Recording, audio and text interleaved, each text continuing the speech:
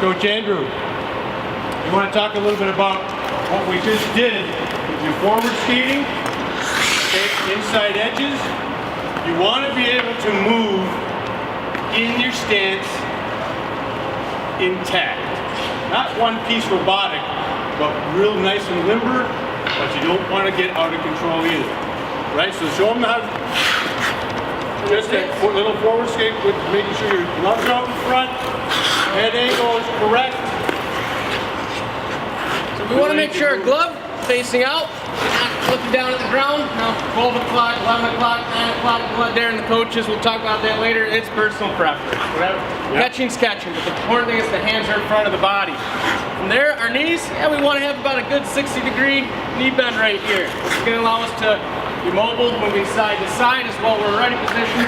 We can move very agile position for us. So naturally, whenever it's, I say within our blue line, we should be in our set position following wherever that puck is at. As soon as it exits the zone, yeah, we can now take a little moment, relax, let the blood flow, get back on our thighs. As soon as that puck enters their zone, here we go. I want to just preach to you guys, coaches as well, because you'll see something that you maybe never have seen before. Position changing all the time. You'll see goalies, pucks at the blue line. They're in what's called a three-quarter stance, right? They're trying to see and peer over and around traffic. And they want to be able to collapse into their butterfly and those kinds of things. Those are advanced concepts for a lot of the kids, but that's all part of being a goaltender, knowing what's out there, what people are doing, and why they're doing it. The other thing is, though, I'm a big believer in this, we're all individuals. So there's no one way. Coach Andrew talked about glove position. What does everybody think about glove position? Right? Coach Mill, when I played, I was a righty, I was a silly sider, but it was left hand low. Well now, you'll see, and it was beside me. Everything's out in front. Some are here, some are here. Right? There's a little bit of a difference, but it has to fit your style. You have to know why you're doing it. Right? It's not one way fits all. How many of you play golf? Y'all should. Great for the mental aspect of goaltending. But anyway, that's another matter. Very individual. Lots of base techniques, base skills. Goes into being a golfer just like being a goaltender. All right, let's go. Yes, sir. So I read a lot that says feet should be shoulder length.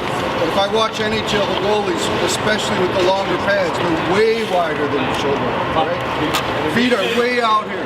And what the obvious reason is, okay, so let's bring it, that's a good question. I'm out here, base stance, we were shoulders, but we were more upright. Tony Esposito in the 70s was way wide and he had some little pads. But why do you have the wider stance when you collapse to your butterfly? It gives you clearance for the tops of the pads. That's the reason for it. And they're so well protected, right?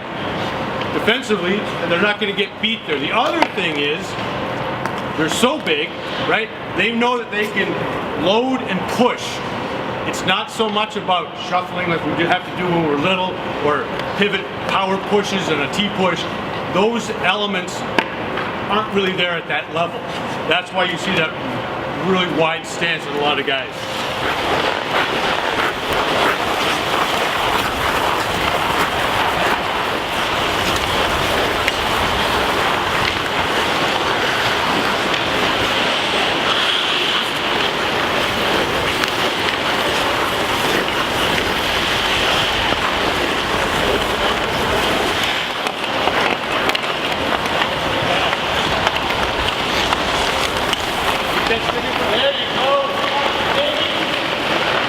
Is that it should look the same whether you're going forward or backward, right?